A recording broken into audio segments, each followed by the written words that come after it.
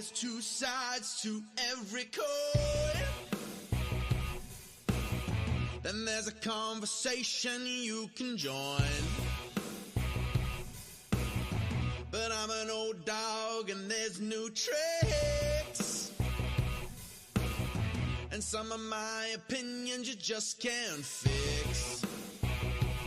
'Cause I'm an old man yelling at the sky. I'ma shake my fist at the clouds and cry. Get off my lawn, you snowflake, before I have a meltdown, breakdown, shakedown. 'Cause this is my hometown, so back down, sports clown. It's all just a game, and it's the last down, let down, cowtown. I said it's all just a game. I give the touchdown, the rundown, the lowdown. 'Cause it's over the game, gonna crack down, and shut down, the sundown. I said it's all just a game.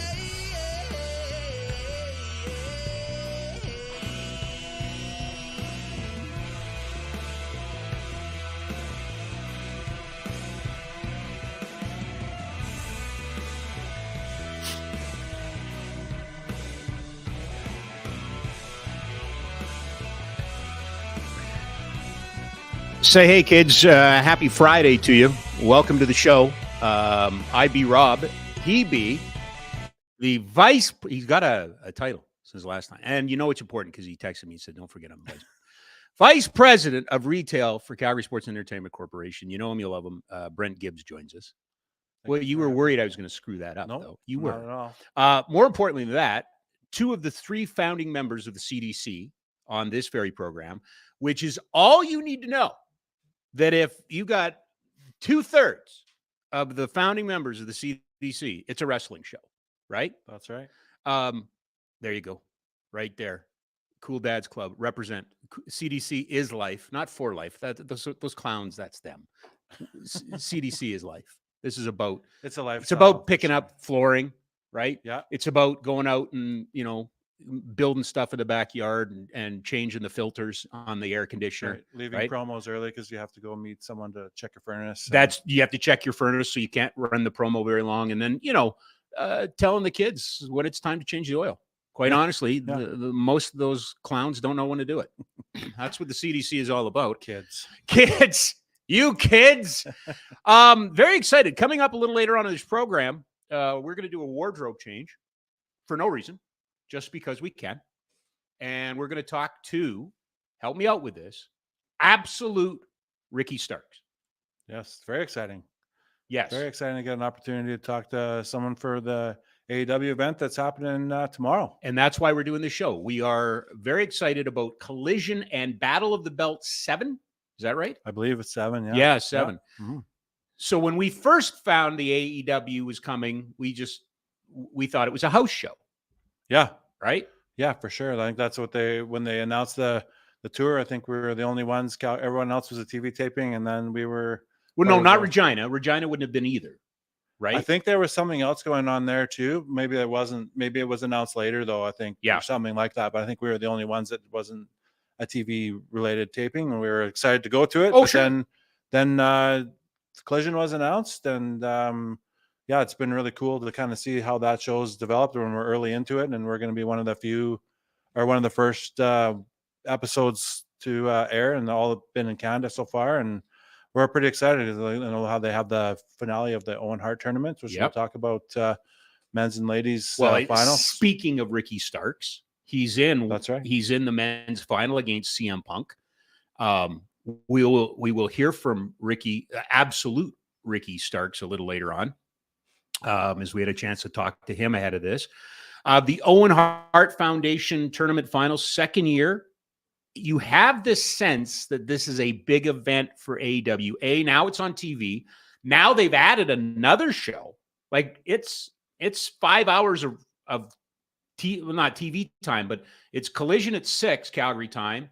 And then at 8:00, it's Battle of the Belts, which is a 1-hour TV show. Yeah, right? back-to-back 3 hours live TV coming right from Calgary. So, but you think there's probably going to be some preliminaries and stuff like that. It's going to get a lot of wrestling tomorrow. Oh yeah, for sure. Right? Yeah, I don't know if they're doing how that schedule works. If they're doing any taping for like Ring of Honor or other shows like that too. But yeah, I think we're going to be in a treat for some great wrestling and some big star wrestlers too. Yeah, and breaking news from Flames Nation today. I mean, I like Ryan as much as the next guy. Ryan doesn't break a lot of Flames news, but he broke some wrestling news today.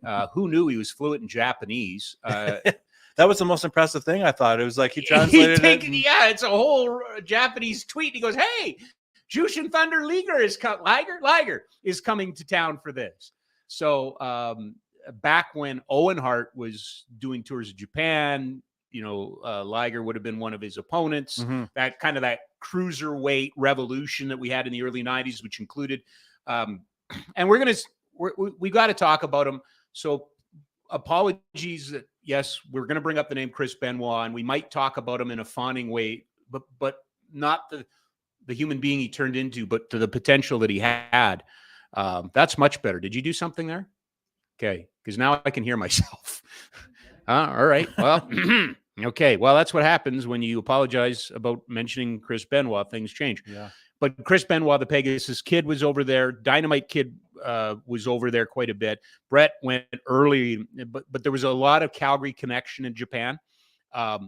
The first Owen Hart Foundation tournament was held last year, and that featured Dr. Britt Baker winning the women's side and Adam Cole, Bebe, winning the men's side.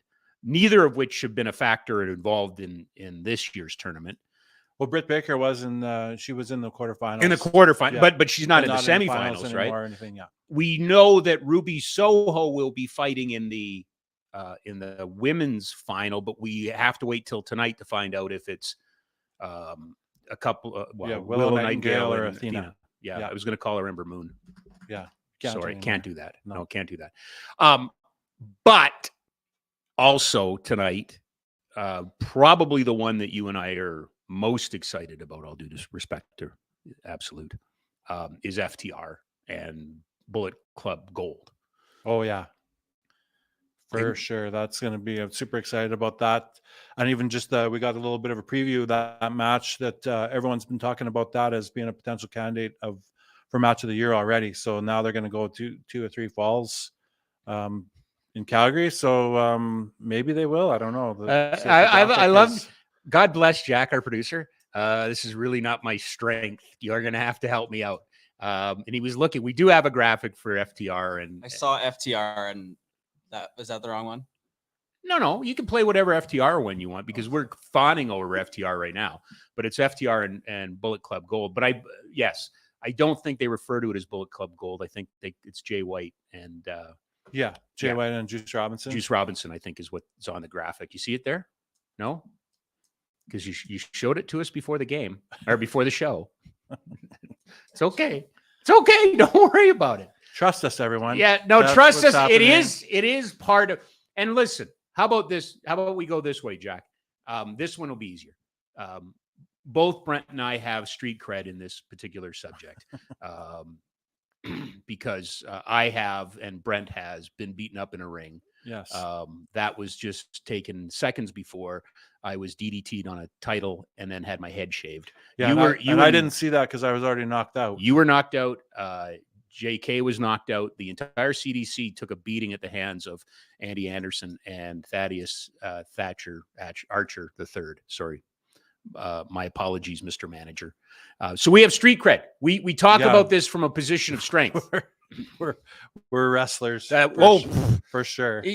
On call. I'm sure if Tony Khan something happens, tonight, and they need a couple guys to fill in. Someone wants to punch me in the face, then I can take a punch. Absolutely, 100%. Yeah. So we're good there. Yeah. Let's talk about AEW.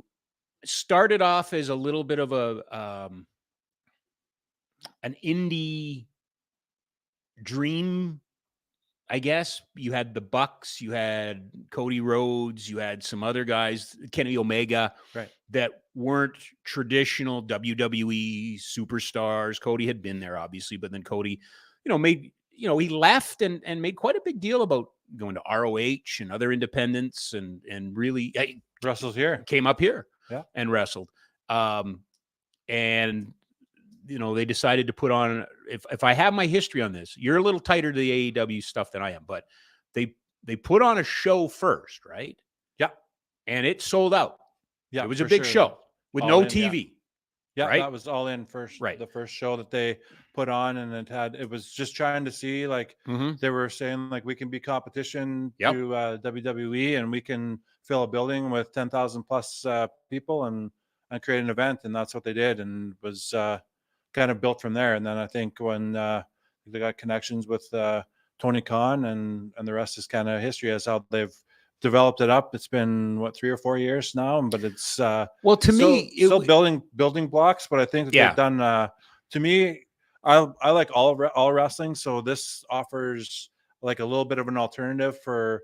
There's different types of wrestling in there, so you like the comedy stuff, you like Mhm. hardcore, or you like just high spot matches where there's lots of like holy crap moments of, could you see that move? Did you see that? And then there's some old school just wrestling that, like, from the 80s, that just kind of tells stories in the ring. Like, that's what I think what Collision is kind of developing into too. So I think there's different segments. I like the fact that, adding Collision to the repertoire, so they've got, Rampage and Dynamite, but I think that gives you another avenue just to kind of create a new wrestling matches, and just the way that a different view of it. So there's just so much, and there's not enough airtime right now. And I think that's what styles, right? It took a while for me to, and you can explain this better than I can, but it took a long time for me to come around to it. A lot of it for me was in COVID, right? Mhm. Like when it started in COVID with no fans in the building and then small crowds.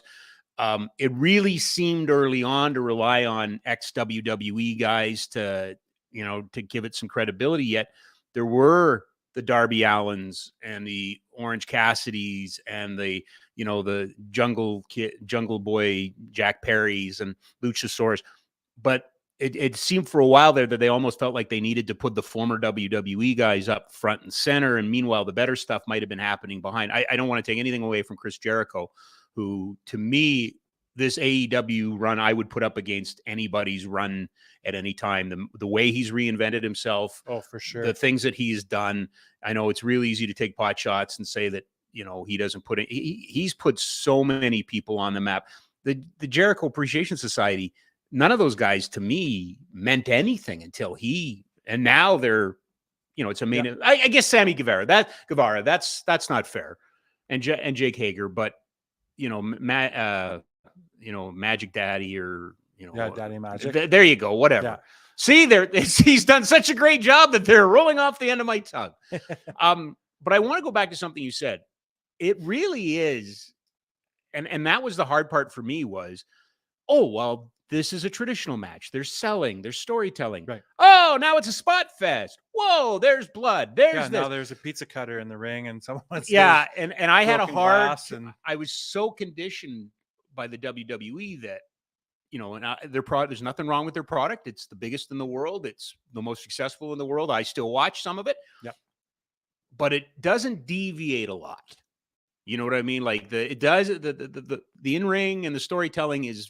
There's formulas. There's formulas, set up for sure. And I think AEW, do you agree, has now kind of settled into its formula, which is our formula is we got a little bit of everything. Yeah, for everybody. I think so, and I think it's a work in progress, and I think it's in a competition is good for like the whole product overall. I think even when we've seen, whether WWE they've like to call it competition or they don't feel like it's competition. I think that they've evolved their storytelling, and like I don't think the bloodline happens without AEW. No, not in the way that it has been, and it's like one of the best stories. I think it's the best story in wrestling in the last number of years. Oh, for sure, since the Attitude Era, at least sure. But why did the Attitude Era happen? Right, because WCW, the NWO, there is nothing good. And listen, kids, this is a lesson we can learn about telecoms, about sports talk radio, about media. Nothing good comes out of monopolies. You need competition, healthy competition. I don't believe the dungeon wrestling would be as successful as it has been coming back without AEW. It's made, you know, the one thing that I will give Tony Khan and the brain people, you know, whoever the brain people are there, is, you know, they accept that there's a wider world out there. Tomorrow night, there's a whole bunch of people who are going to cheer for Bullet Club Gold who never heard of them 4 months ago. Yeah. Because they just weren't that deep into it. And I think that's the thing with and they've grabbed a lot of really great independent wrestlers that, you know, not everyone was familiar with. And, you know, Ricky Starks had a long career, like Orange Cassidy. A lot of these guys have developed MJF. Orange Cassidy's closer to 40. Yeah. Than he is 35. Yeah. And he's the one. Let's stop right there. He's the one. Because I remember texting you going, what the hell? Yeah. Yeah. Like, come on. He's got his hands in his pockets. Like, what is this bullshit? Yeah. Oh, sorry, Ty. But you were a fan almost from day one. For sure. And that was the thing for me because of the social media era, because I had heard about him coming. And then I just like automatically, there were so many cool YouTube clips. And I'm like, and same with Danhausen, like there's just and we can do that stuff like that too. But like the pop that they both got, when they were on TV for the first time and everything, it was like when like I still look at like Orange Cassidy's first match with Pac, like when he was like, and it was like watching clips back a little bit again because we're, you know, when we're going to the event and we were talking about, I hope he's here, and we're trying to tell, you know, other people we're going with is like, here, look at these clips. And I was going back to that, and it's funny is because how he's evolved his character too. And you talked about working with Chris Jericho, and how he's kind of helped bring along, like he doesn't get elevated as high if he didn't have that rivalry and with him as well. Right? Absolutely. But and then a lot of the wrestlers, super good wrestlers, they were all in the learning process of trying to work in front of a camera and hard cameras and what you have to do and take your time. You know, the pace of matches are totally different. When it's, and then, you know, when they had to go through that, they worked through that for a few months, and then all of a sudden the world shuts down and they have to do it with no fans and get no response. And, you know, it's like, I can't believe how, you know, all the wrestling companies, how the show kind of kept going on and they evolved. And even just the way that we talk about the competition, and, you know, AEW was the first one to do it. They just changed the way that the camera angle, so it just went into the entrance way of, you know, and then WWE evolved to it, and then they brought some, you know, fans of other wrestlers that were there acting as, you know, creating noise. And you look at the, you know, during COVID, during COVID, to try and give it that live feel atmosphere. again. And then and then WWE did the same thing with NXT, and then they did it with other matches. They had their super arena with the screens and everything too. But they were all learning, but just I couldn't imagine even just talking to, you know, local wrestlers in here too, just trying to do it without fans, because you're building your match and you're reacting. Not everything is scripted, so you're going through like the reaction of the crowd and you're feeding off of that, and then you're just, you know, hey, let's shift to this because the crowd really popped for that. And I can't imagine how they did it, and then working through that and then still learning. Well, I mean, I know that when I got my head shaved, we sucked in about 20 or 30 young kids, and they were really concerned about me. They were. And then when we went to the back, one of our guys, CDC members, went out and he came back laughing because some kid was distraught that I was somehow damaged. I am fine. I've recovered. But it's that hook, right? They hook you. And sure. I would go back to Orange Cassidy again. No problem telling you. I sent you a text and said, what the hell? Yeah. And what was good about him was he never changed. He evolved. Yeah. But he never changed. And then it's like, whoa, wait a minute. Kid can go. Like he can go. And that was his whole thing. Right? Yeah. He can. It's like when Independence, like take the sunglasses off, and it's like, okay. And like, even when they built up the match of like, with Pac, the very first match is like, they were all, he's going to try today. He's going to try. And, but it's just like the stuff that he can do, hands in his pockets and doing like, you know, jumps and flips. But he's a character. You mentioned Danhausen, and I think there's an Orange Cassidy rub now that you get by working with him. Yeah. I love, like, again, you think that everything's been done. Nothing's new. The belt and the backpack. Yeah. What a simple little alteration. Yeah. And you go, oh, that makes so much freaking sense. Yeah. Right? Character wise. Yeah. Oh, for sure. Right. And the other thing is, I thought he was the way he was booked early, and I don't know if it changed, but the way he was booked early, I thought he was going to be your Tito Santana. He's going to be a good guy that was better than a jobber, but wasn't really, worker, but he'll always put over the heel. And I never, and now he's had this, who's had a better title run than him? Well, for sure. I think it's surpassed the TNT championship right now as one of the titles besides the main title, right? That's how you put a secondary title over. For sure. Right. And the fact, and he's like you look at, it was like, it opened up every single Dynamite on Wednesdays for months. It still has for months and months. For months. And they're great matches. And that's the one thing that draws me to, like I said, I like all products, but AEW, like right off the bat, before the old formula of like WWE is like the first 20 minutes is a promo or whatever to set up the main event. Like we're getting right into the action and we have a title match like immediately. I like that.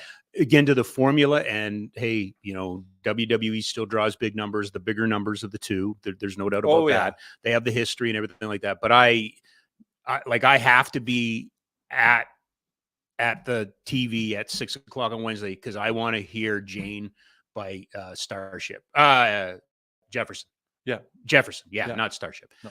They became Starship, and that's a completely different podcast. Yeah, we'll get into that one. And I've said to you before, I don't know why that song, but that song works for him. Right. Like it's just, it's fantastic.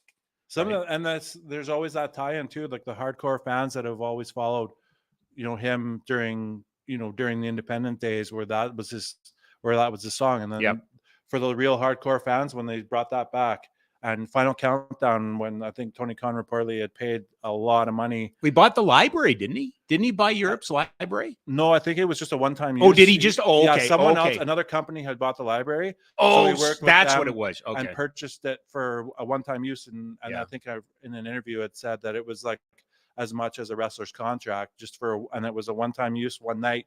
But the pop and reaction. Oh, I'm familiar with how much songs cost, especially ones from the 70s. Yeah, and it's usually not in Canadian funds. No, but here we are. But any of that stuff, it's just that pops like the fans that have followed them since the independent days. So there's still all of that, but you get even announcing the new members for the Blood and Guts next week when they go to Ibushi, and not many people probably know who he is, but if you go down a YouTube train of like some of his matches, it's going to be unbelievable to watch him be part of. I agree. This, right? I think they have, I would say, in the way that Vince McMahon took the WWE and tried to, sports entertainment. We don't call it a belt. We call it a title. All of these things, and they're superstars. Th're not wrestlers. He's done all of this stuff to try and insulate it, to make it its own entity. That's where AEW said, no, there's wrestling all over the world. Here's Japanese wrestlers, and they're here, and they're stars, right? And it's refreshing, quite honestly.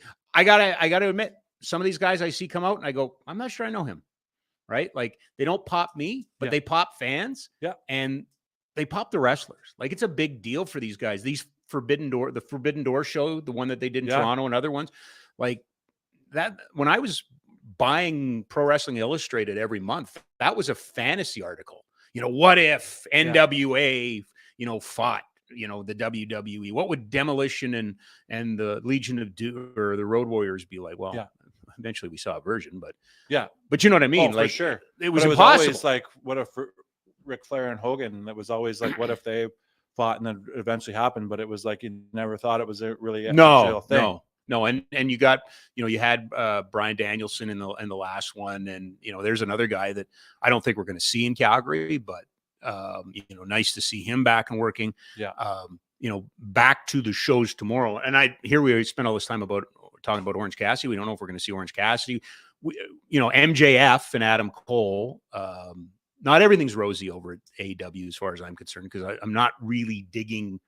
I like both wrestlers. Like I like Adam Cole a lot. I like MJF as Roddy Piper. I don't like MJF as Brutus the Barber, which is what it kind of feels like if I'm going to use the old parlance, like goofy. And I said to you, this feels so much like him and Jericho's feud a couple years ago, which involved them doing a song and dance. It's too bad. but I just don't see a scenario in which we'll see those guys tomorrow in Calgary. I might be wrong, but yeah, I don't know, because with the other event of Battle of the Belts too, we don't know if there's what other championships are going to. I think there's just going to one official match announced for the TNT title. that's usually, because it's an hour-long show, that's usually 3, right? In and around 3. I think 2 or 3. 4, yeah, usually 3 or 4 or something like okay. that. But So I there's don't more to know. come. There should be more to come. But because of their storyline, they're in the random tag team tournament. So yeah, I doubt we'll see them too, and then that's the one good thing about it's good that you don't get to see everybody, but at least there's the way that they're building the brand of Collision. There's some other good stars that you haven't seen in a little bit. There's a few, I don't know if Miro's going to be there, or Andrade, like guys like that. At least that they're getting House of Black. Yeah, like hopefully we get to see some of that too. It's funny because that was one of my complaints about AEW, was even with 2 shows, it never seemed like there was enough television time. Yeah. And now there's 3 shows and it doesn't seem like there's enough television For sure. time, right? Because you got to we haven't talked too much about it, but FTR is the best of 2 out of 3. So that's got to be 30 to 35 minutes easily. Yeah, you would think so too. And I think, and I hope that's the way it is. You don't want to have like a 2 out of 3 2 out of 3 falls match in 10 minutes or 15 minutes. You want to give them time, give it time to breathe and really tell that story. Because I think that's the one thing you and I are drawn to with FTR. Oh, yeah. Is just the old school mentalities. And I'm just listening to Dax Harwood previously on podcasts and interviews. He's just, the way that he talks about the psychology of matches and how to build it up and just to get that crowd like really drawn in and in there. It's not just going to be like, they don't do high spot. It's just more of like, but it's memorable. Like I remember that match, and I remember like how he, even when they set up the story of, are they going to stay or are they going to leave when they beat the Guns for the title? Yeah. And you and I were nervous because we knew the show was coming, right. And it's like, I want to see that. This better not be a blow off. Yeah. And for me, I know that a lot of people in the business that talk about the business consider the Usos arguably the greatest tag team of all time, the best tag team. But I'm an you and I are both FTR guys, so much so because our sensibilities are Arn and Tully and the Hart Foundation and the British Bulldogs, and you can see Dax and Cash just moving right in the Midnight Express. The Midnight Express. They could move right into that era and fit in, right? Yeah. Not body guys, but can do everything. And, they're just, I really enjoy it. And I'm so excited to see that. That's who I'm going to see tomorrow. That's the group that I never thought I would see. And here they are. Yeah, for sure. And I think even just to see, TV wrestling come back to Calgary, it's been a very long time. I can't remember what the last date that we had, probably a SmackDown taping or something like that. I think so. Time ago. I don't remember the last one, but I'll tell you the one I do remember was the Raw, and I think it probably was still Raw as War, but it was Raw during the Red Mile in 2004. Oh yeah. And the reason I remember it was all red jerseys, it was all green hard hats, and "Let's Go Flames" chants that you heard on TV. Like it was, they talk about crowds hijacking the show. Flames fans hijacked that show. Right. Like it was incredible. Yeah. For sure. So it'll be fun to see. And I think there's such a history here, and there's still a lot of wrestling fans in Calgary that I think it should be a great atmosphere. And I think there's a lot of people that that even a lot of wrestlers, they just talk about, their influences from Stampede Wrestling or from Bret for Hart sure. and Owen Hart. You want to throw that picture up, please? Part of what's so exciting for us is this picture goes back 2 years, I believe. It's FTR and Punk. Sorry, Jack. This is really not my strength. Yeah, don't worry about it, Jack. It's fine. It'll all work out. Yeah, just get the pictures. But the second of the 3 Bret Hart jerseys that we designed for the Calgary Hitmen was a pink jersey. And you took it upon yourself to send them to FTR, Tully Blanchard, who was their manager, and CM Punk. Yeah. I knew about FTR being, I I knew about FTR being big Brett fans because they talked about it. I didn't realize CM Punk was as big a fan as he was, right? And it's there. I can see it, Jack. It's right there. I can see. Can I load it from here? Huh? Okay. How do I do that? Just press on it? Don't break it. I won't. Oh, why isn't this working? I mean, uh-oh. I don't want to invite guests, do I? No, I don't. No. Okay, hold on. Hold on. This is classic CDC moments too. It's like, oh, let me do it. I can do it. What Stop it. Oh, I shouldn't press that Add button? to stream. There we go. There we go. Now can you take it off when I'm done? Yes. Okay, thank you. But anyway, you sent the jerseys. We sent the jerseys. We sent the jerseys the end of January, right when we got them. And we sent 4 of them. We sent Tully, the FTR, and CM Punk. You can't see there, but they have their names customized on them. On the back and everything like that. And we wrote a letter. You and I signed the letter. And, we said we knew you were big fans and we just wanted to share these with you. And yeah, it's a, I don't know, fanboy thing to do, I guess. And then we just never saw anything, never heard anything. Yeah. And out of the blue in August, it was in the summer though, like right? That. Yeah, late summer. It was late summer. Like they put out this picture. Didn't tell us. We didn't know anything about it. They clearly went into a studio. They clearly did a photo shoot with the jerseys, as you can see here. And this came out on Punk's Instagram, did it not? Because weren't they about to go into a trios match or something like that? Yeah, I think that's when they formed their trio. Now, either first time. Did Punk get hurt, or is this when Punk started fighting everybody after? Because it wasn't long after this that he was out. Yeah, I think that was when he was. I think it was just before he got injured again. I think, or for the first time. Yes, the first injury. Okay. But I can't tell you how much pride I have in that photo, and what I love about it is they love it. Like, yeah, for sure. You know what I mean? I think that's the thing. We had so much fun, and we were so lucky enough and blessed to have had the opportunity to work with Brett and his family, and to kind of come up with this. And Chris Huey was. Is this why you're now the vice president? I don't know. Is it this picture in particular that got you that VP maybe job? Maybe it is. Maybe it is. Yeah, I think this could be. Because I stand here no longer affiliated in any way with Calgary Sports Entertainment Corporation, other than I love the foundation of the alumni. And you, I love you. And Amy, okay. I love Amy. And I love JK. Anyway, but I would say the Flames have never had anything like that. Oh, sure, they put Bill Goldberg in a jersey during the 2004 Stanley Cup, but we don't remember that. We don't talk about that. We don't bring that up, right?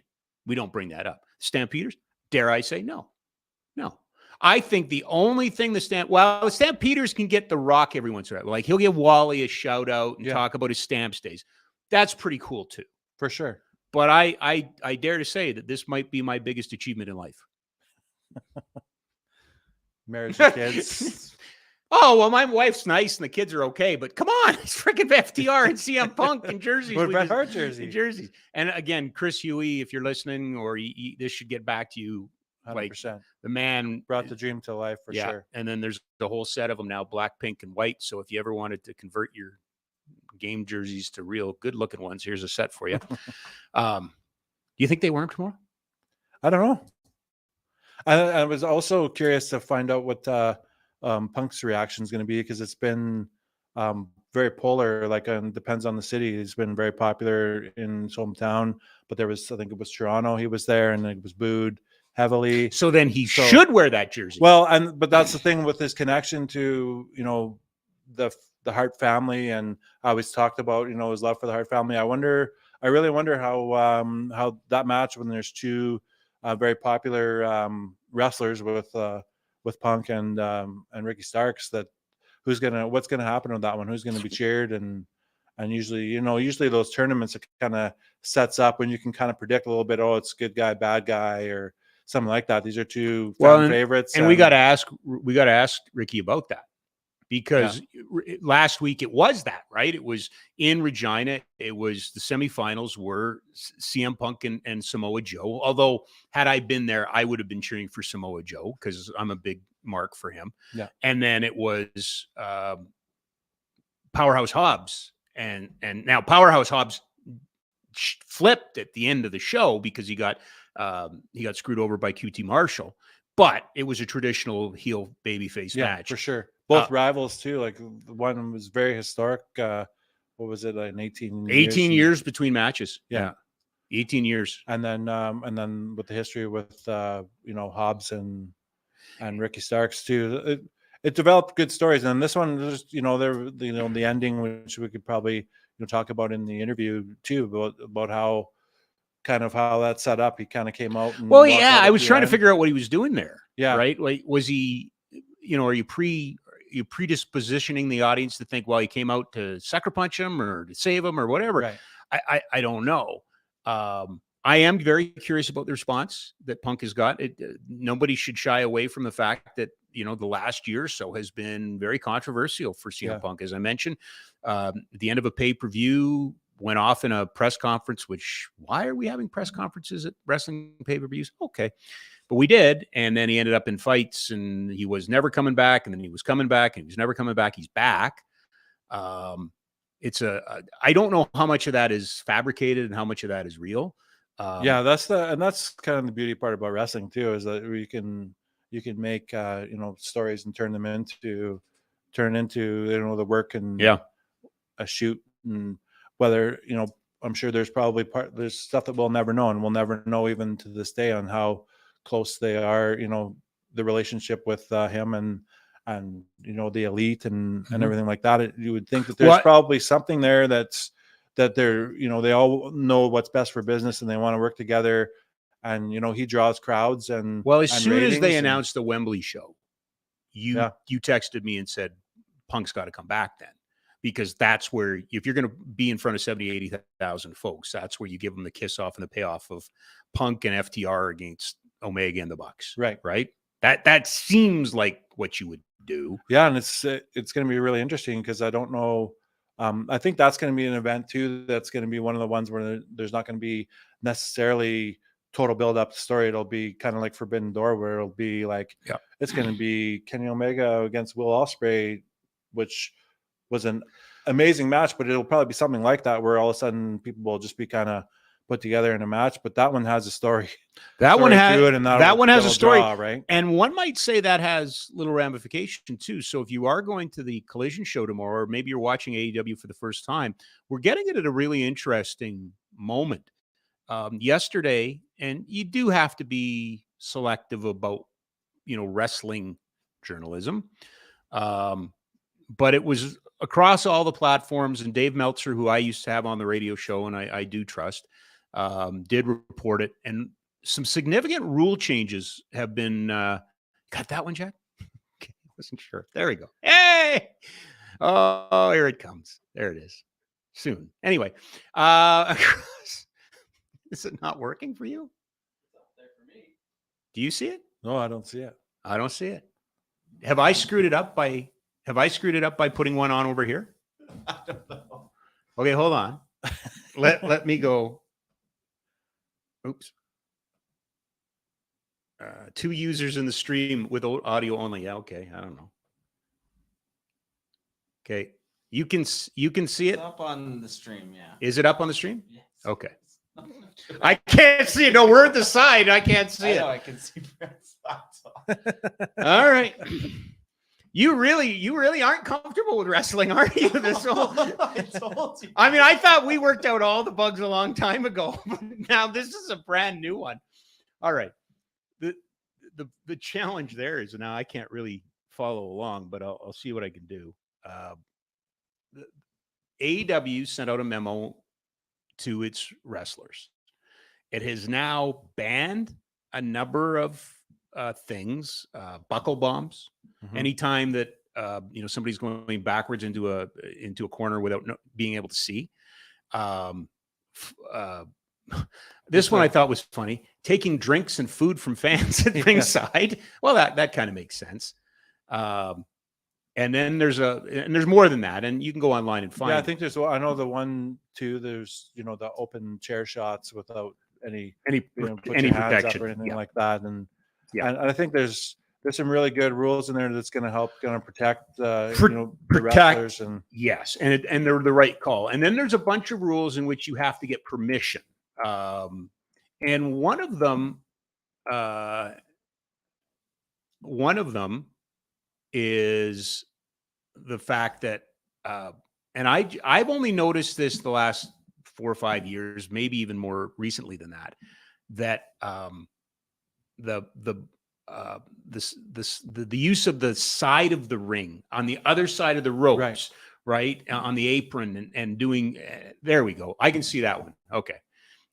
So unprotected shots to the head, shots to the back of the head, buckle bombs, weapons and projectiles in the crowd, which is kind of a no-brainer. Physical contact with the crowd. And then there's a list of, pile drivers that you have to ask for permission, blood you have to ask for permission. Is this, in your mind, a direct result? Because we were just talking about, you mentioned Will Ospreay and Kenny Omega and the Tiger driver that Kenny Omega took.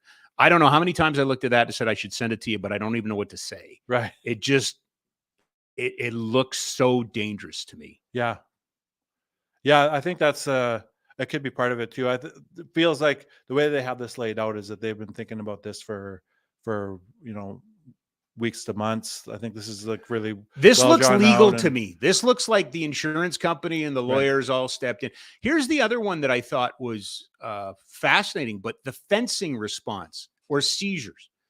And fencing we became familiar with in the NFL with concussions when the hands came up and and I didn't know what that was, and then it was referred to as fencing, which is an automatic concussion, like you have a concussion. Like it's a reaction to a concussion. And I didn't realize it. I don't remember anybody pretending to do that. Do you? Yeah, Brian Dennison just did it on Forbidden Door. He did is that what it was? Yeah, seizure on like in the ring. And that's even worse because of his history. Right. Right. So I think that's the thing where I think even just for the officials and that are all around the ring and really want to take care of the athletes, like how do you know when to should we stop the match? Should we be there's always unfortunate times when people get seriously hurt in the ring and you have to call audibles, and then the officials do an amazing job just trying to take care of everyone in the ring. And so if that's the stuff, is it really happening? Do they know what's happening? And absolutely. For sure. And I agree with that one. And as they say, there's a whole list of other things that they have to ask permission for, like pile drivers. I feel like now that you told me about Danielson, I wonder how much of this is a result of Forbidden Door. I wonder how much of this is the reaction to the Tiger driver that Kenny Omega has gone out prior to this. I think it was even yesterday, went out and really laid into people who were being critical of him for taking that shot. Mm-hmm. You don't know my business. I'm right. We're good there, Jack. Thanks. How does this impact the show tomorrow? Yeah, I think it could. This will be one of the first ones for sure that's going to be affect with all the changes. But then there's the other one next week with the actual blood and guts. Yeah. Which you're looking at the list, I'm like, well, they're going to have to ask for permission for pretty much anything that they were going to do. And I think that's some of the things that they're doing. Obviously, the protection and the health and safety of the wrestlers and the performers that are putting their bodies on the line. That's super important. But I think there's something to be said for a lot of the things that they're doing that they have to ask for permission for. Sometimes that just kind of happens in the heat of the moment. If they know what it'll elicit a response from the crowd, or like, hey, I need to do this. I feel if I add this now to the match, so it's not going to be, you know what I mean? Yeah. You don't want it to be laid out and structured. Well, that's a criticism of modern wrestling, is that it is too structured. It is too choreographed or anything like that. Right. That you want, you listen to a Bret Hart, or you listen to a Steve Austin or a Chris Jericho or Ricky Morton or Ric Flair or somebody from that era talking about the importance of being able to call the match in the ring, mm-hmm. right? Not having, listening to the crowd, reacting to the crowd. Yeah. I am really going to be curious. I'm not sure about the Punk Starks match that we'd notice it there. I don't know how much we would notice it in a Ruby Soho match. But the FTR Bullet Club match could be interesting tomorrow. Not that those guys aren't capable of putting on a good match, but if you look at that one in Regina, that was a brawl. Yeah. There was a lot. I think there were some of those apron slams and things like that in that match. Yeah. Right. Which now you have to ask. Well, and I think that's the thing. Like when you're trying to elicit the reaction and you're trying to emphasize the brutality of the match and how much that is turned into a fight. It's not just like, hey, we're gonna have a wrestling match and try to win the title. It's like now they've generated, like, there's an actual rivalry there now where it's like this match. I am super intrigued for this match coming up with the 2 out of 3 falls, and it's going to go to that third fall, and there's going to be the false finishes, and I'll be sitting there 1, 2, but that's what the entertainment part of it is, and that's what they're trying to draw that experience from the fans. Absolutely. Right? So, and there's certain things you got to make a call, and like, hey, if we add this to it, it's going to increase the intensity, and the fans are going to be more kind of paying attention. So there's a fine line there, right? I think it's hard to say, like, we want to do this. Do you ask for permission? Is like, hey, maybe we're going to put this in. It's fascinating you bring that up, because a friend of the program, Dr. Tyler White, who you and I both know, invited me last week to an event with Bret Hart, watching at the Romero Distillery, watching his WrestleMania 13 match against Stone Cold Steve Austin, which is a classic for so many reasons, but it's a classic because of the double switch at the end, right? That, Hart turns heel, Austin goes babyface. But also what's, and we didn't find out till later when more of the information was shared. What we didn't know was the blood. And that's a rare WWF, WWE match, especially on a pay-per-view that didn't involve a steel cage or a Hell in a Cell or chairs and tables, that had blood. Yeah. And that was a call that the two wrestlers made without telling anybody, right? With the knowledge that they could be punished over this. And there's going to be no more like kind of let's beg for forgiveness after we do it and see, right? Like, I think that's, but you look at that call, not that I'm, like a blood and guts, everything, but I think that enhanced the story of, like, now we know this day, the iconic picture of Steve Austin taking a sharpshooter and he's the blood coming out enhances, like, just like he's not going to give up, or he just, he's basically until he passes out. Right. There's nothing like, but he fought all the way till the end. That's the classic, like, hey, if this is a good guy, look at him. He just was valiant. He gave it his all, but I think that enhanced it. But John Moxley has been criticized heavily. It's almost like, okay, like, you're just doing a lockup, and then all of a sudden he's bleeding. Yeah, and he also has been defending himself that way. Yeah. To me, it's worth noting that it leaked or came out yesterday. The next big event is Saturday. For AEW. Most of these rules, if not all of these rules, are probably in place in the WWE. I don't think there's anything. Now, I would also say that it's a far cry for historians about when Cowboy Bill Watt took over the WCW and said you couldn't throw a guy over you couldn't go off the top rope, you couldn't throw a guy over the top rope and all that stuff. That's not this. That was more about the entertainment. Well, people don't want to see that. Actually, Cowboy, they do. And I am rather curious about the AEW fan base that this has gone public and how they're going to respond to it. Are they going to start chanting, "We want blood" and things like that? Right. I don't know. And that's, you asked it earlier. How are they going to respond to Punk? The crowd is such a story for me tomorrow.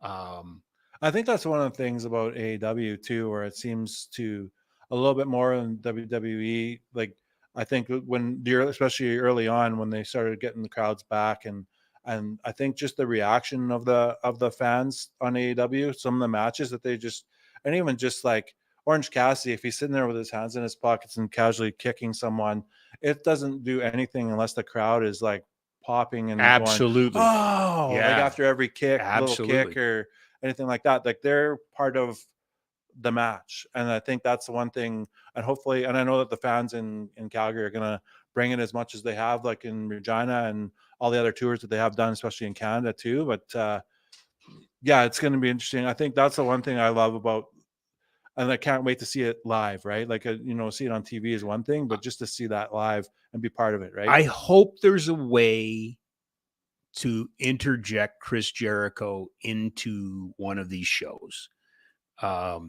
I talked to Chris, actually, funny enough, before that Raw in the Stanley Cup. And, he talked then back in 2004 about, this is where he and Lance Storm, that's a famous story about them coming to the Hart Brothers, out in Okotoks and training. And this is where they got their start. And one of the interesting through lines for me on this Canadian tour has been Chris Jericho talking about the Moose Lodge in Ponoka, where he had his first match. Yeah. And I think you can say that there's cheap pop stuff like Mick Foley used to do, like, nobody rocks harder than Cleveland, right? I don't think that was it. I think, Jericho was truly, I think he's been truly appreciating coming back to Western Canada. I don't know about you, but, watching on Wednesday when they showed the clip of Don Callis and him and Bad News. Yeah, like, it was, I can't get enough Bad News, right? Yeah, like, for sure. And I think it meant a lot to him there. I find it hard to believe that there isn't going to be a Chris Jericho sighting in Calgary. Yeah. I kind of hope that Don Callis comes, just because of the responses he got in Edmonton and in Saskatoon and everything. That's fun. Oh yeah. But I don't know. I don't know if there's room on these two cards or place for that. I don't know if that's a storyline here. That's the cool thing too, is that where I'm excited to go to the match of the show, because there's only basically like 3 set matches. So it's a 2-hour show. So I think it's going to be something that there's going to be some surprises there, which I think will be really cool too. Yeah. And I think that's it would be nice to kind of know some of the card, but like, which we do, but knowing we don't know it all. So like, if Chris Jericho comes out there, then the crowd's going to actually, have that surprise pop, or if we get, someone else, and thanks to the translations from Ryan Pike that fluent in Japanese, we all knew it. Yeah. But there's going to be, some cool surprises, I think, to come. So it'll be really cool. Let's do this. We're going to change our clothes, and we're going to talk to a guest. Our guests, of course, are brought to you by Ski Cellar Snowboard, skicellarsnowboard.com. 76 years in Calgary. Now, normally, when it's ski season, there's 4 locations in Calgary. Not open right now, but they'll soon open again because ski season will be upon us. But if you need to dream, if you need to look, skicellarsnowboard.com. In all fairness, earlier in the week, Brent and I had the chance to spend a little time with the man who will face CM Punk in what we believe is the main event of Collision tomorrow night at the Saddle Dome. It was actually a lot of fun to catch up with Absolute Ricky Starks. Indeed, a pleasure for us. For the first time, Calgarians are going to get to experience AEW wrestling live tomorrow at the Saddle Dome, Saturday the 15th. It is the brand new show Collision, and we are ecstatic that we get one half of what has to be the main event, because it is the finals of the Owen Hart Foundation tournament. Absolute Ricky Starks is joining us today. Ricky, good morning, and how are you? I'm doing great. I'm doing fantastic. Apologies for being in the car. You know how it is when you're busy trying to get in a quick lift right before a big matchup, make sure my cardio's on point, things of that nature, Sir, the fact that you're on here is good enough for us. We're ecstatic. We're big wrestling fans. We've been waiting to see the AEW product with our own eyes, and we'll get into that for a second. But I'm a big sports guy. I'm big into youth sports, and I really believe in culture. And nicknames are a huge thing for me. Brent will attest to that. Absolute. I love that as a nickname. Where did that come from? How did you become Absolute Ricky Starks? So I remember when I first started, I was trying to figure out what was a good, one word thing that you could say about me whenever my name came up, right? And everyone had all these, I think corny nicknames and things of that nature. And I remember I was at a bar, and I was looking across the bar, and you know how the back of the bar has all those bottles of like different alcohols that you can have, right? And I was like, Absolute. And I was like, why did they call that vodka Absolute? And so I had went and Googled Absolute. And I was like, oh my God, this is me. And basically the definition was like a one-on-one. There's no other person that can compare. You know, there's no copies. It's just, that's who you are. It's definitive. And then when I was in the ring training and things like that, things I would do was like, man, that's absolutely good. You're absolutely it. You know what I'm saying? So everything I do is absolute, whether that's the style, whether that's my wrestling ability, whether that's me talking. You just say, man, he's not good. He's just absolute. And so it kind of just stuck with it. And now my mom is calling me that every time I pick up the phone. She doesn't call me Ricky. She just says absolute.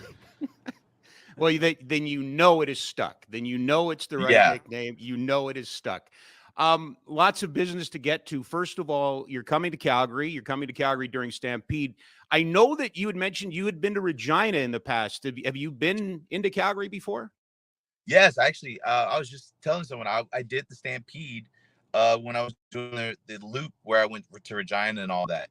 And so I got to experience the festival for a little bit. And actually, I wrestled at the Stampede. I want to say somehow we got it hooked up, but I wrestled there literally 3 times a day because, you know, you would wrestle at 10 a.m. and no one's there. And then you'd wrestle at like, I don't know, 2 p.m. And then little people trickled in, but then you wrestle at 7 and it was jam packed. So it's just like, I did that for 2 days and I was like, this is wild. I've never experienced something like this before. You know, we keep talking about AEW coming to Calgary for the first time, but you know, recently, you know, promotion's been into Hamilton. You were in Regina, Edmonton. Ricky, just a thought on Canadian crowds and coming north of the border. What's the experience been like? Love them. I love them. They're great. They're honestly so much fun. And it's to the point where even I'm taken aback a bit where I'm like, oh, you guys know me? You guys like me? That's cool. I didn't know that. There's top 3 crowds that I've wrestled in front of, and Canada is definitely on that list just because they get it and they respect the history of it. And, you know, they just want to have fun, basically. We're big history nerds here, obviously, you know, in the, you know, the belly of Stampede Wrestling and the hearts and things like that. What about you? What's your, you know, what's your go-to? What's your era? What's your promotion in terms of your fandom or what got you into wrestling? You know, I started off watching WWF, and that's pretty much all I watched when I was growing up. But then as I got older, I got more into, you know, WCW, AWA, Portland, Memphis, World Class, all these types of territories that came before. And doing so, I was able to dive a little bit deeper into history and keep finding nuggets upon nuggets upon nuggets of just really cool promotions that I thought was amazing. I just got hooked up with a link to to a territory out in Hawaii. So I haven't had a chance to watch some of that yet, but I'm curious to see how that is. In addition to it, I've watched some stuff from you know, All Japan, New Japan, all women's Japan, like different stuff. Any connection to the Hart family? And I mean, obviously Owen Hart's name is on the foundation, and you're you know, battling CM Punk for that trophy. But for you, is there any connection to the Harts? Growing up, so it may sound like a cliche, but I was a big Jim Neidhart fan, and in turn, I stumbled upon Brett, and I loved Brett to the point where I remember, like, in video games, I would pick Jim and Brett as like my duo tag team, just because 1, I like the colors, and 2, I like the finisher. Owen was cool in my book. I liked Owen. Keep in mind, I only saw the iteration of Owen as growing up when he was a part of at the tail end of his WWE career. So I didn't really get to experience full Owen until later as an adult. And I'm just blown away, especially his Japan stuff is really, I feel like, had a big impact style-wise on a lot of guys that you see today, actually. Well, I'd highly encourage you to go back and take a look at some of the 86, 87 Stampede stuff where Chris Benoit's in there and some other guys that went on to watch him come up as quickly as he did and to see, and eventually, that run with Bulldog and Neidhart and Hart, Brett, and Brian Pillman in the Attitude Era. But I digress. We could talk about Calgary wrestling all day. Mr. Gibbs. Appreciate having you or you joining us. Just want to talk to you about watching AEW. Just kind of watched from day one and watching like you coming in and your heel work was really good, and with Team Taz and everything, just kind of seemed like you had to kind of shift a little bit because of you were so over with the fans. What's your kind of favorite part about? Do you prefer working heel, working face? Like I know you haven't really changed a lot much, but even the styles of the matches, working heel or face, like what do you prefer?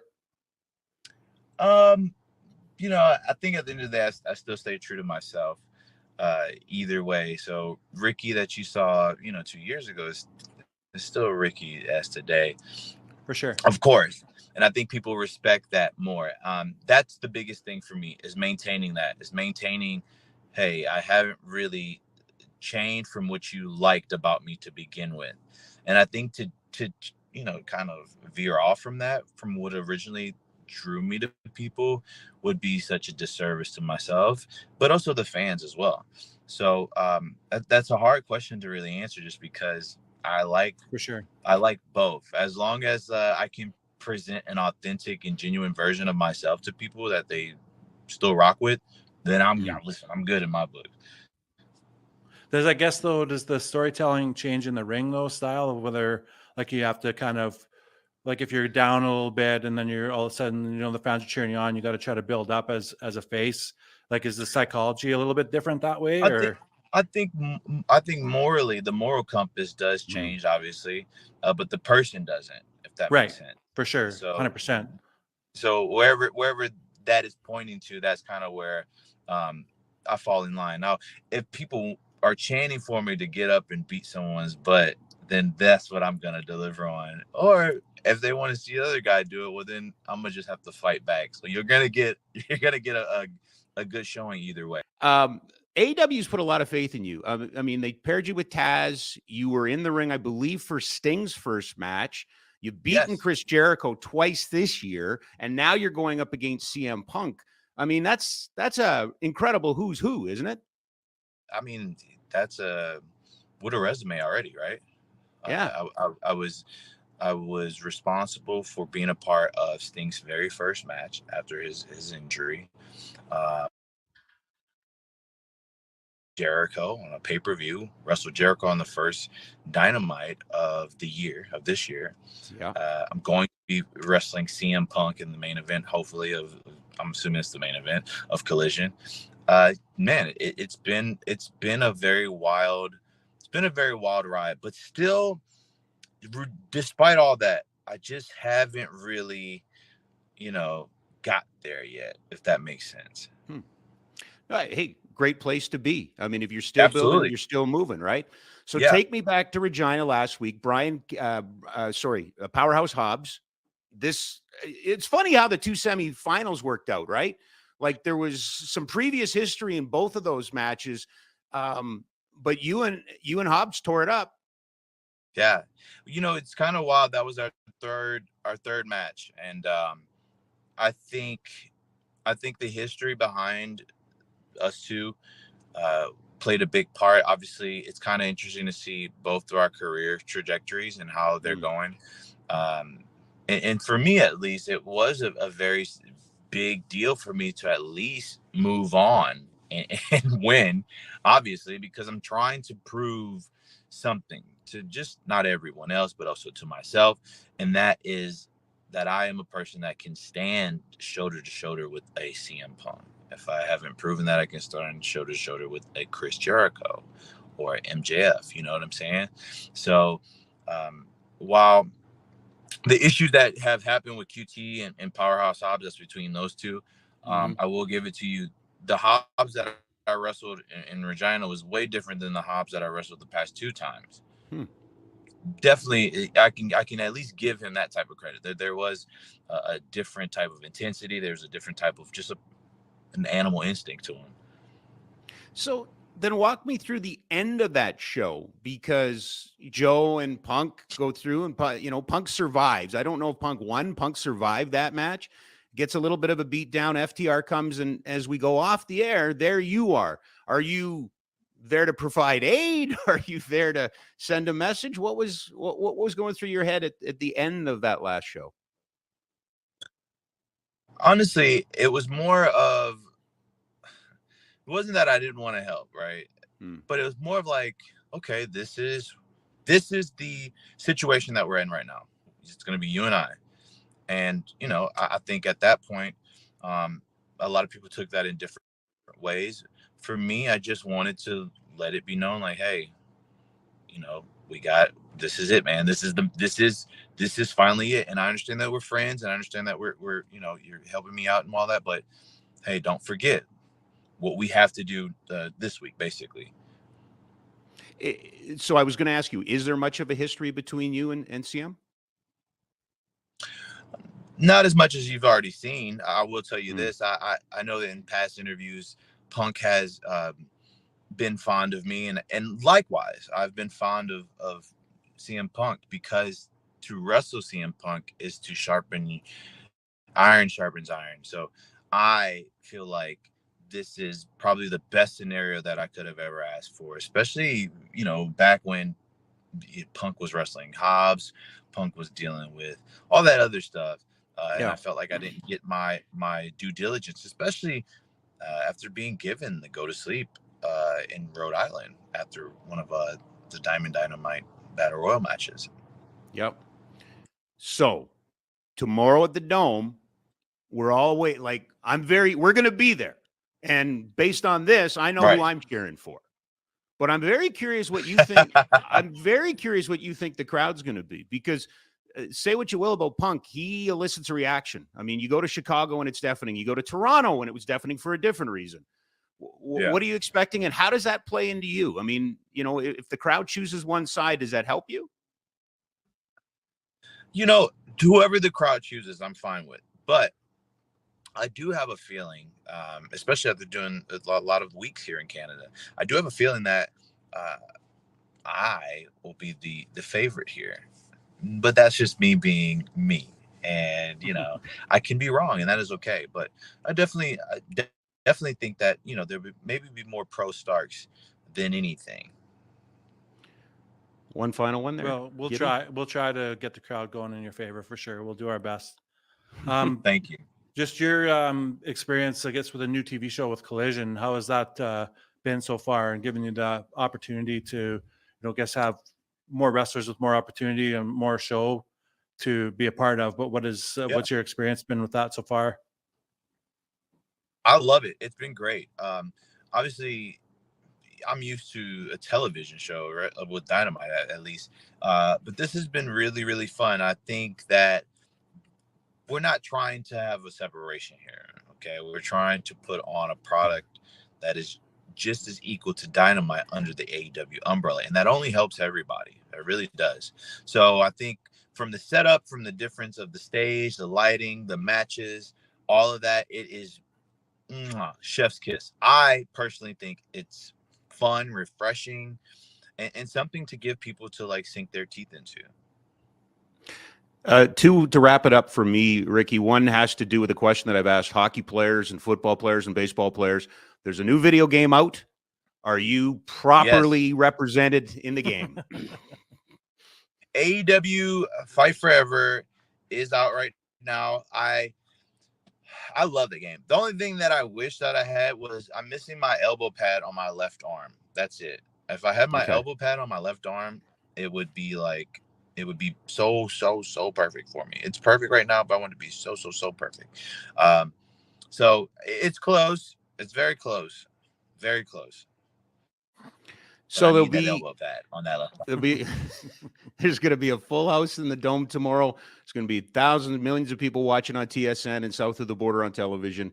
What would it mean to you to raise that trophy as the Owen Hart Foundation Tournament champion for 2023?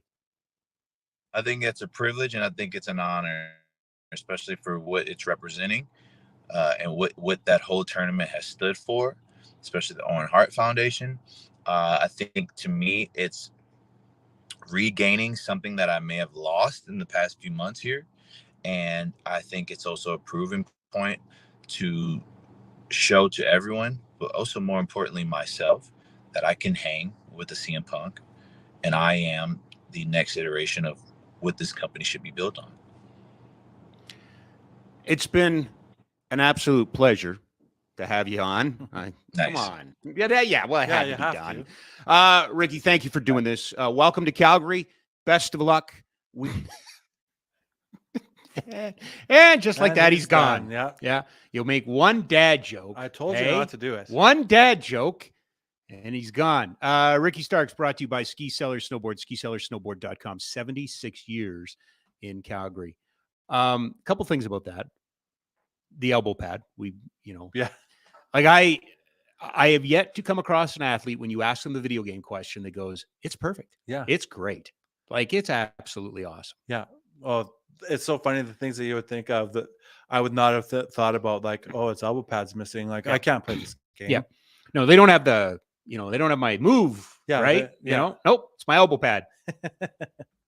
I want to mention the Owen Hart Foundation too, because, it's not a criticism or anything like that, but I think the Owen Hart Foundation has been front and center, but I'm not sure that enough people have talked about the Owen Hart Foundation. So Martha Hart, obviously the wife of Owen, who we lost, almost 25 years ago or so. Yeah. It's getting close to that. 99. Yeah. They continue in his spirit to work with a number of agencies, both locally, nationally, internationally. Here's an example of they work here in Alberta, helping out the Alberta Association of Infant and Early Childhood Mental Health Expanding Hope event. Have done things in third world countries and assisting there. Are active in helping with pet charities and things like that. So, I've always felt a little awkward about it because Owen never, wasn't alive to see AEW. And yet it's, we've seen little snippets in video and a picture of Owen there. But I applaud Martha and the Owen Hart Foundation for finding a unique way of keeping his name alive and keeping it would have been really easy for her to become very bitter towards the wrestling, the sport, not understanding the situation or I shouldn't say not understand. She knew it better than we do it. She lived it. But the fact that we'll have a men's Owen Hart Foundation champion and a women's Owen Hart Foundation champion, I think is pretty cool.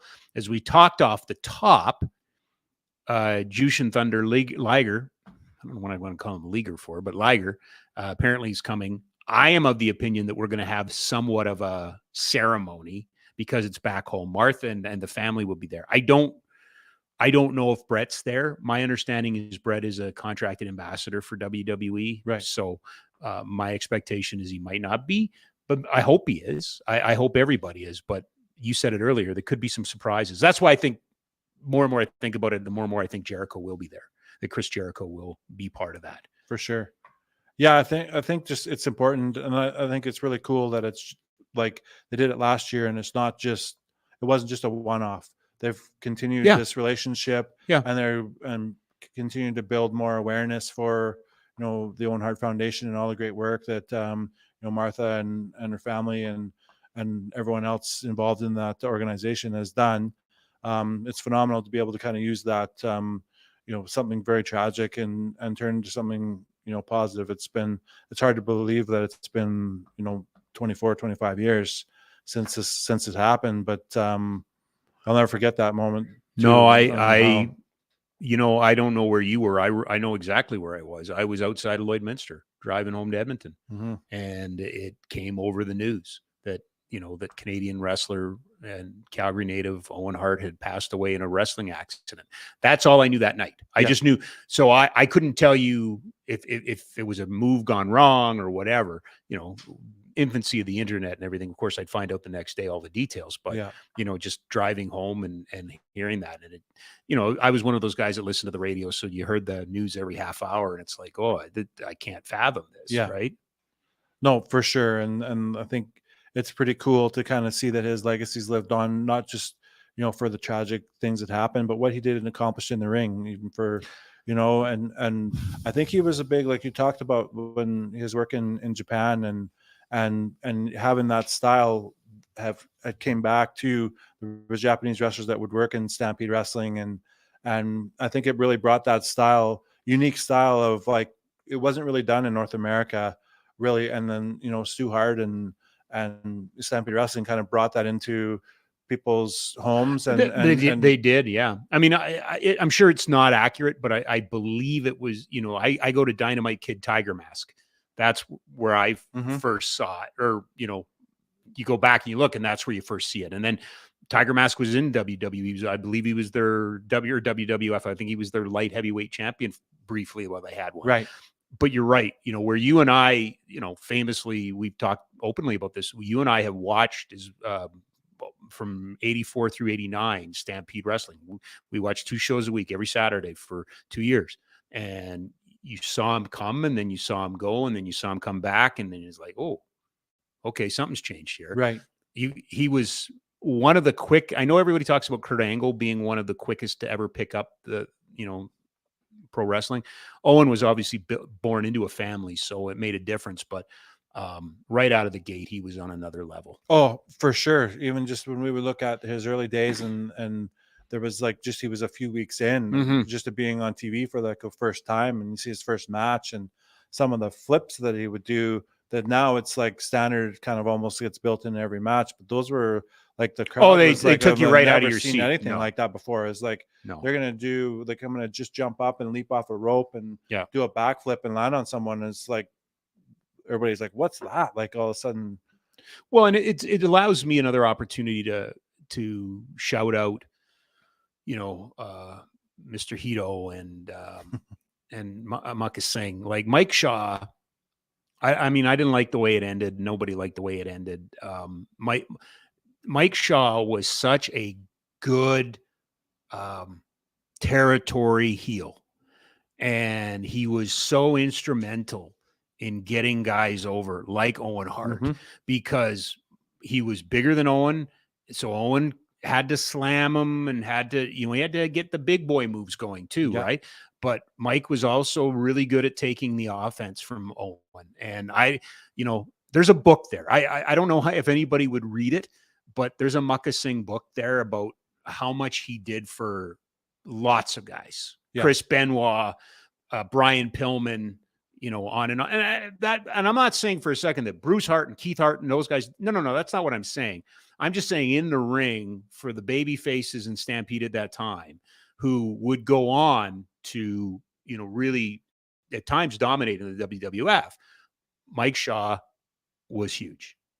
Right. Oh, I think so was Gamma Singh, but for sure. I think that's, but he was always here, right? Yeah. I think that's the one thing that we kind of learned a little bit when we went back and watched old matches, and you would see, you know, certain guys that would wrestle, even Tito Santana, who would joke about like, oh, he'd lose all the time. You kind of knew he was going to lose, but when you look at the mechanics of the wrestling match and how he put it together, or how he would sell for someone, or someone would sell for him, and how it just created like really good matches. And it got to where those guys like that were so reliable that you can put them in any situation. You could put them in the ring with a brand new person, with a veteran person, to help them kind of get along. You look at like Mr. Hito, he would wrestle with like the young kids, just learn, like he would train them. And then he would have one of the first matches with them, and then guide them through. And like you said, the list is endless on how many wrestlers have come out of Calgary, like Stampede Wrestling, and made it big all over the world. And you know, it's thanks to, you know, trainers like that, and stuff that's done behind the scenes, and also veterans like that are working in the ring and making them look good. And I would say that, you know, because we live in such a fractured world and fragmented world, that it's hard for us all to have the same attention. Like, you know, when we were in our teens, lots of our friends were watching wrestling. Lots of our friends were watching Stampede Wrestling. Now I don't think the kids watching the same groups and the same things. But I'm here to tell you, a guest on this program, Michael Blaze, who in May wrestled for 8 straight hours. He's doing that now. Like ROH, Athena, their women's champion, just fought Ava Lawless, who was one of the wrestlers at the PWA shows at the Dome. We got to know her. Yeah. She helped set up the ring with us, right? Great girl. Yeah. And Michael Blaze, Zoe Sager, who I believe will be on WWE or AEW at some point, is going to look back and go Michael Blaze. So I think even today that role is so necessary, right? Yeah.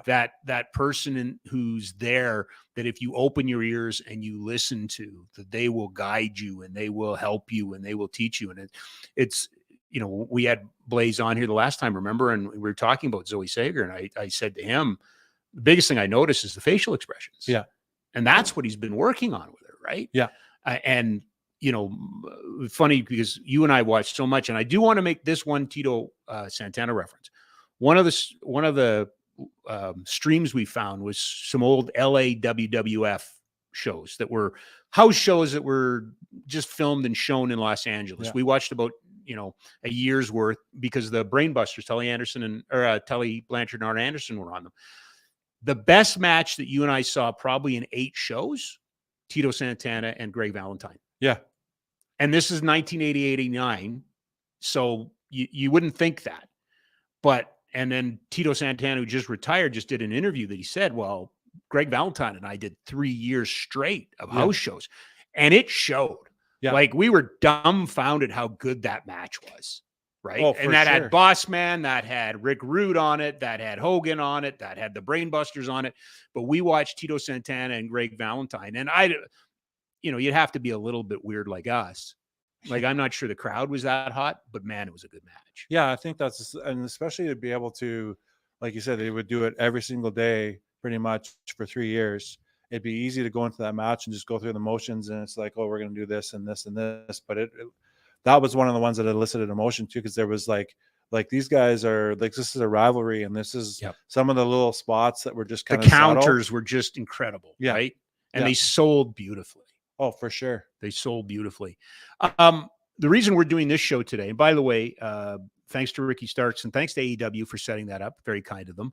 Monday, Dr. David Legg will be here. We'll be taking a look at the momentum that is being built for a Commonwealth Games bid in our province coming up in 2030.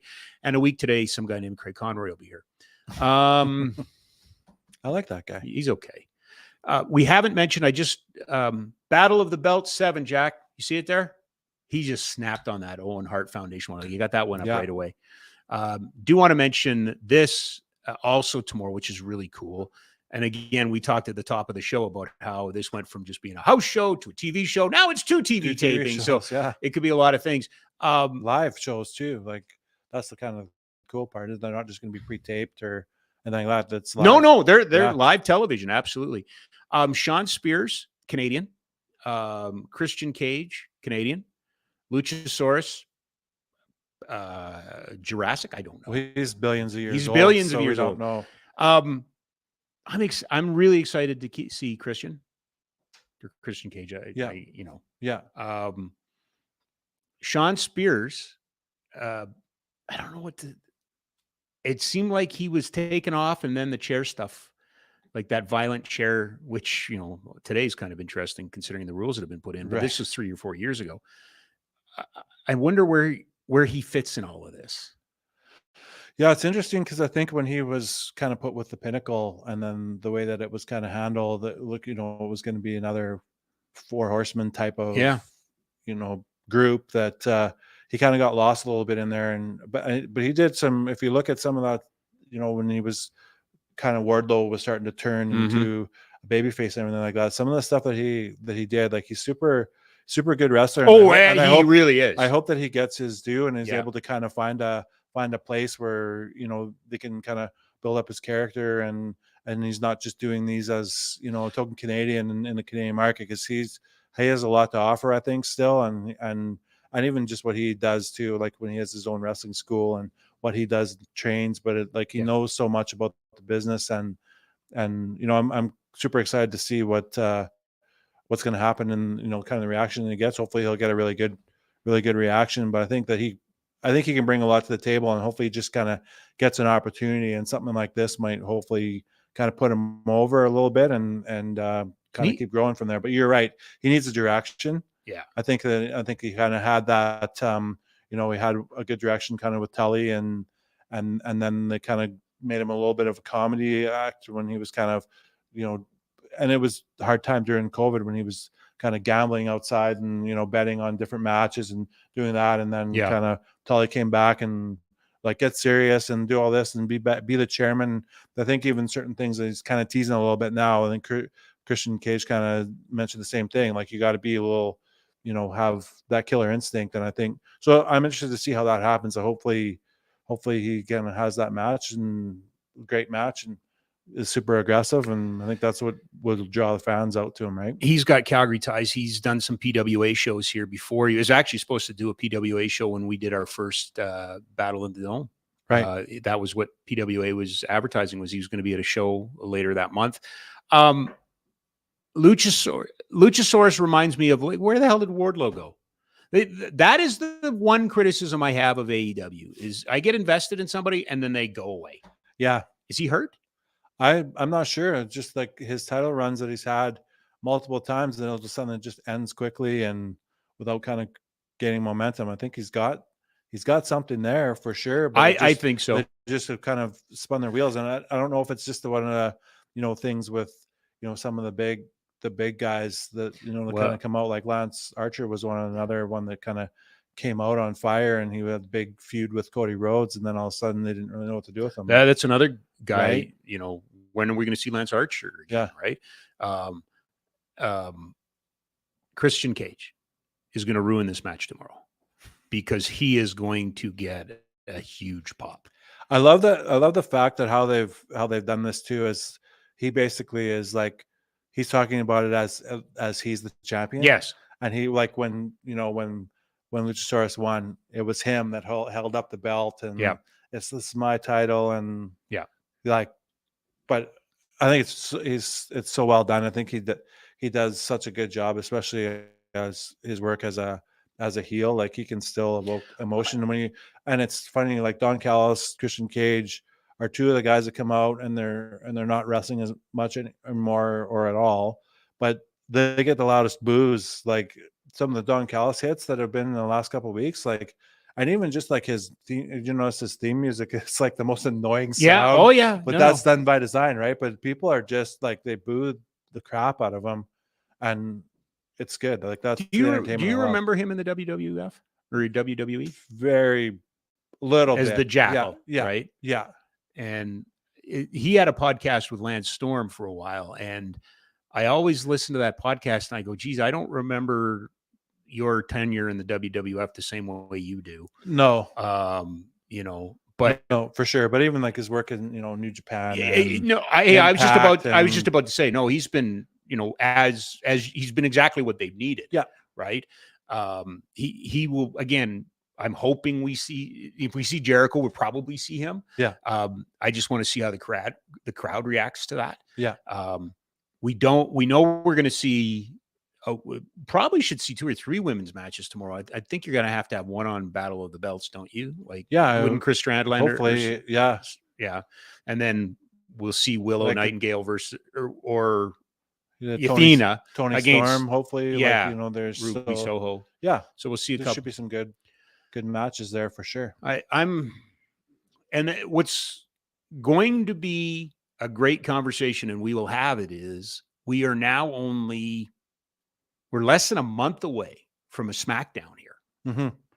So we've really gone famine to feast here. Yeah. We were running WWE shows in the corral. Business wasn't good for them. Dungeon wrestling was really scratching the itch, in the last year or so. It's done a good job. And now all of a sudden we're going to have 2 TV tapings from 2 big organizations all within a month. Yeah. I am really curious to see what fan reaction is, how partisan we become about the 2 companies. Is it the same crowd tomorrow as the same crowd on the 11th of August on the Friday night? And you and I are going to be at both. Yeah. With Amy, by the way, we should mention our trios partner in this, our trios champion Absolutely. partner. She's in charge of the outfit. So if you see us tomorrow, we will all be wearing matching outfits Which that is- Amy has designed. Which Amy has told us is super important for wrestling events. We have to have Matching outfits. Yeah. Yes. As we seek a trios championship or an intergender trios championship. I don't know what Whatever we need. what we really got enough to set it up for all of it. Yeah. I'm blown away that here we are in 2023 and we have this opportunity, because let's, as silly as this sounds, when the 2021 Hitman season was played in front of no fans at Seven Chiefs, you and I would go and we'd stare at that gymnasium and go, we could run AEW here. Mm-hmm. Who could we call? Because AEW at that point wasn't touring, right? They were Yeah. kind of doing spot shows here and there, Yeah. but they weren't touring. Hadn't been to Canada. And we, of course, we were full on regular wrestling promoters because we had done 2 wrestling games. So, of course, we were prepared. We could do it all. Why couldn't we do that? No, actually, at that point, we'd only run 1. Yeah. That's right. We'd only run 1. The other one would come the next year. But I remember we would look in there and we go, you could bring like 6,000 people in here. And because I didn't think they'd ever get back in the dome. I thought the WWE tied up the dome, but that's not the case. Right. Clearly.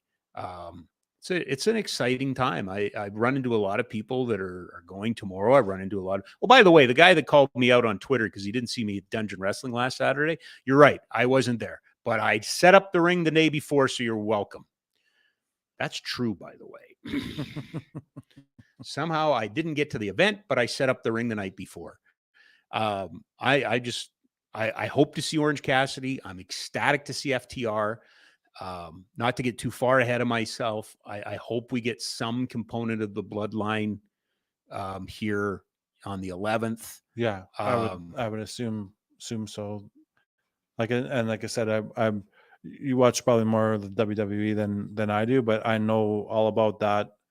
And just some of it's so well done, and just can't compliment enough. And what Roman Reigns does, and all of them, Jey Uso, Jim Uso, Solo Sikoa, like the facial expressions, just like the subtle little things that they've done. Absolutely. And even the way that he was pinned, like during the match when he finally took a pin for the first time in years. Just like how it was done. And it was so many, like if you go back to some of the old tapes, it was like callbacks from like that's total long-term storytelling. So yeah, it's a good time to be a wrestling fan. And I know that I've heard kind of reports even as far as like on WWE, the merchandise sales side, it's almost at the top again. It's almost been the highest ever as far as merchandise sales go at right events. now. So, compared to like, the Attitude Era, which would have been, that was Stone Cold and The Rock. And, we still see those shirts at or even, I guess, a little bit into Cena, but you're in the business. Like you know that business. Is that a function of when we say that business is up, is that a function of the revenue up, or is that the function of the numbers being up? Are they selling more units? Yeah, I think it's probably both for sure. I think that's even some of the events that we've had in the Scotiabank Saddledome for some of the concerts, it's Nickelback, Blink-182 just set a per cap record that we've had in the Saddledome for the most sales per average sales per person that's there. That was Blink-182. Blink-182, yeah, really? It was unbelievable. It's just on the prices are not this, they're a little more than what they were years ago and everything, but it was still the demand for concert and event merchandise is still super high, and I think that's what they're kind of seeing. Why? Is it a trend, or is there something that you're seeing in it? Like, the last time we had you on, we were talking about the jerseys, the warm-up jerseys and everything. Don't worry, I am not going to lose my mind. He knows how I feel about it, and he didn't have anything to do with it. But are there trends out there? Are there things that are leading to this? Is there a reason why people are I'm not sure. More? I think there's some, I don't know if there's one thing. It just seems like, with like, some of the concerts and some of the other things. It's that nostalgia thing too. I think people want to kind of have pieces true. of memorabilia, and not everyone can have cool CDC shirts. No, so they got a lot of people could, but not a lot of people do. You got to find other avenues to spend their money to get cool wrestling shirts like this one. That's true. So that's true. So, are you buying anything tomorrow? Probably. Yeah. I've got I know people, so I got a little preview of what's going to be there. So seen some images and everything. So there's probably a few things that I'm going to try to. I've already have quite a wrestling shirt collection. I probably got to control myself a little bit, but I'm going to probably not leave the building without purchasing something. Because I'm having that kind of. I feel like, because it's been so infrequent, I don't want to take it for granted. I feel like I should get something. Yeah. And I'm positive I'm going to leave with an FTR shirt. I'm almost positive of that. Maybe Orange Cassidy. But I got to tell you, the SmackDown one's a little different. I don't know of like whose merch pops for you over there. Yeah, Bloodline stuff, I think, as far as I know too, and then the LA Knight. Yeah, the LA Knight, and that's another. I'm curious to see where that storyline is by the time he gets to Calgary, because that has that feeling of, what it reminds me of. It reminds me of Mizdow. Like that character was so over, and the crowd loved it, and it felt like almost a punishment. They killed it, and I'm a little bit worried. There's been so many ones like that, and that right? Vince would do like Rusev Day and Long Island Ice Z, and things like that, where it's happened organically, but then it's like, I didn't do it. So, but they're letting this one go, right? It was just, I hope so. Great. I hope so, because I dig the character. I like the attitude. Yes, it's a throwback to Stone Cold and Rock, but sorry, all of them are an homage to something, right? Like FTR is an homage, right? That's Tully and Arn, and a little bit of Midnight Express thrown in there, right? That's I have no problem with that, but that would probably be the piece that I'm looking for. It's the others, the secondary stuff, those belts and things like that, they're probably doing very well with right now. Yeah, for sure. And I know that at the event, I don't know the numbers or anything like that, but I know there's going to be, like the action figures are still. Oh, are they? Are still really big, and the collectibles that I believe some are even autographed, and so there's some real cool collectible things too, that not just t-shirts or hats or anything or that. But I know there's been a bit of a resurgence on wrestling, but all of our events, even some of our, depends on the act, but there's been a lot of like shows that have come in where our merchandise sales have been really good. So that's about the only thing I don't get off the Rick Tulsi Twitter account.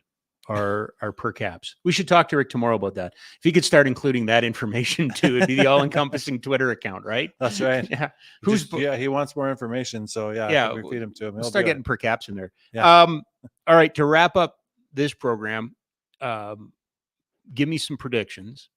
Match of the night tomorrow. Which of what we know, which I guess is 3 right now, but which is going to be match of the night? I feel like that tag team match, the 2 out of 3 falls, I think it's going to steal a show. I think the other ones are going to be really good. I think it'll be interesting to see, because I don't have, before I was kind of thinking, well, when the tournament started and CM Punk was in it, I was like, well, it's his to win, and it's going to set up that way. But the way that they set it up was really cool. And with Ricky Starks, I don't know that it's certain that CM Punk is going to win that match. But even with the 2 out of 3 falls, I think from what they teased last week on how good of a wrestling match and the storytelling, I'm really looking forward to that. I think more than anything, even just some of the 2 out of 3 falls that FTR just did with the Briscoes, and hard to believe it could be better than that. Yeah, right. But it's and I've been a fan of watching a little bit of the New Japan with Jay White and Juice Robinson, and I'm a big fan of them, so I really want to. They're see good them. Characters. Yeah, I want to see them, and they can work. Oh yeah. So I think that's going to be the one that I'm like really looking forward to. I'm always kind of been a tag team guy, but I think just the way that they tell stories in the ring, I kind of mentioned that numerous times, but I really am really pumped about watching that. What do you think for you? What is that? Well, I think when we always agree, I think it makes. So I'll go this way. Thanks to Ricky Starks for joining us. It was nice to speak to him. I'm going to go with that one's going to steal, because the part about that is that's the end, right? Yeah. It's the culmination. So unless they're going to start a back and forth between Starks and Punk, which they could, but I'm wondering if Wembley and the payoff for Wembley won't start tomorrow.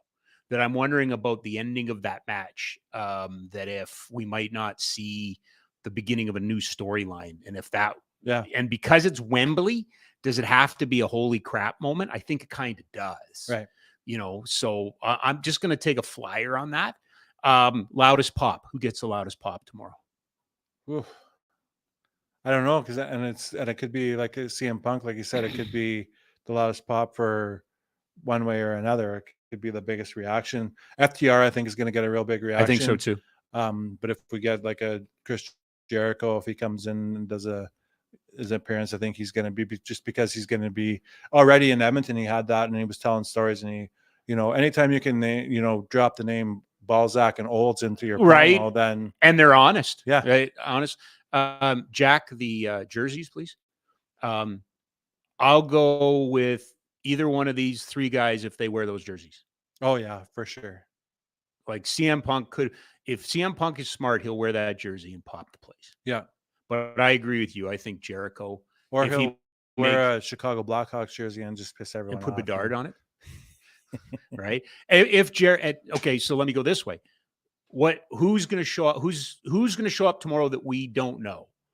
Because we really only know a handful. So there's other slots there. Yeah. So who's going to be the guy you're waiting to see if he shows up? Well, I think you mentioned them a little bit before too. Like the House of Black is always drawn kind of that big reaction. Okay. The ones that have kind of been on the first three shows of Collision too. I'm kind of looking forward to, you know, like Miro or hopefully a Samoa Joe, somebody like that shows up. But Samoa Joe would be kind of a cool one that I have never seen live. So there's a lot of these wrestlers too. I've never seen them perform live. So I'm really kind of pumped. And, you know, like I said, I'm a little bit of a kid in the candy store looking for this, but it's been a long time since we've had, you know, television tapings. And like I said, I've watched live wrestling with Dungeon Wrestling and you know, PWA and things like that. And it's awesome entertainment. This will kind of take that a little bit step ahead, and I'm looking forward to it. But I don't know, who is it for you that you're? Well, I really, if I'm going from the angle, like, just in case this is the last time, man, I'd like to see Jacob Friedman, because I as a straight heel, he's Roddy Piper for me. Yeah. I don't like this current storyline. I like both the wrestlers a lot. I like him and Adam Cole, but I don't like this storyline. I'll go. I hope that we see Orange Cassidy defend on Battle of the Belts, which I think he will or could or should, because he does defend so much. Yeah. And for me, it's because I just hated it when I saw him, and then I love the gimmick. I love it too. And I hope I see Danhausen, because it's the same thing, but really want to see Orange Cassidy. I think I kind of told you that when we were talking about Orange Cassidy for sure. I was like, I'm all in. Like, this gimmick. If they play Jane, oh my God. And just like the subtle little things, like his graphics and then he has like stands there with his like thumb like this, and it's one little firework that pops. Yeah. And it gets to be every single time that it's just insert video here. Yeah. Cool picture here. Yeah. Like that. And the fans of eating it up. Oh, and he's one of the hottest stars right now in All Elite Wrestling. So yeah, for sure. There's so many, like you said, the roster is loaded right now too. So there's so many cool wrestlers that we could see. So I'd obviously like to see, you know, Kenny and the Bucks, but I don't think that's going to probably happen. So hopefully another time that it'll come back and we'll be able to kind of see them too. Because that's full house tomorrow. I think there's still tickets available, but hopefully that, well, hopefully this has driven you to buy some. Well, yeah, if this hasn't, then I'm not sure. I don't know what to tell you. What's going to do it. And my final one for you is best chant of the night. What are you predicting is the best chant? Oh, I don't know. There's going to be, like, I think that's the one cool thing that we talked about with the audience participation and how they go off the emotion and they drive it. there's there's been chants that I've seen even in the Canadian tour that here it's like, where do they get those? Who thinks of that, right? So that's a really clever way of not answering the question. Thank you, Owen. Yeah, there was I believe there was an Owen Hart chant in the last collision. Was there? So In Regina? Yeah, in Regina. I think it was This being the hometown? Yeah. Yeah, you got to think there's got to I be have an to. Owen chant. That's what I would hope. Yeah. That's what I would hope. Yeah. This has been fun. Yeah, thank you for having me again. No problem. It's awesome. It's my show. I do what I want. Thanks to Jack for trying. We're going to do a show on August 11th as well, ahead of SmackDown, and it'll be a lot of the same lines. Next week, David Lake joins us on Monday to talk about the Commonwealth Games bid, and I kind of alluded to it a week today. In studio, live in the Oodle Noodle studio, the new general manager of the Calgary Flames, Craig Conroy, is scheduled to join us. Spent some time with him this week, and he's excited to come in and talk some hockey with us. As we go down the final mile, just want to tip my hat. Once again, the same guy that I tipped my hat to on Monday. Brian Burke flew in this week to support Kids Sport and held his 7th annual Targets for Kids, Brian Burke's Targets for Kids Sport Calgary and the Flames Sports Bank. And it was our best ever. We did it during Stampede. We thought, oof, this is going to be hard. We had more celebrities than we've ever had before. We had more teams than we've ever had before. We raised, I believe, more money than we've ever raised before. And it's all because Brian Burke believes in it and keeps his promise, and he is who he is. So I want to thank Brian Burke. Thanks to AEW and Ricky Starks, absolute Ricky Starks, who absolutely made a great appearance. And thanks to the Vice President of Retail for Calgary Sports and Entertainment Corporation. And if you see him tomorrow, he'll be the one in one of the Trios shirts that we're wearing. Make sure you stop by. We have 8x10 glossies and pens, and we'll be happy to sign them. Thanks, everybody. Have a great weekend. We'll see you soon. Thanks for popping in. Thank you.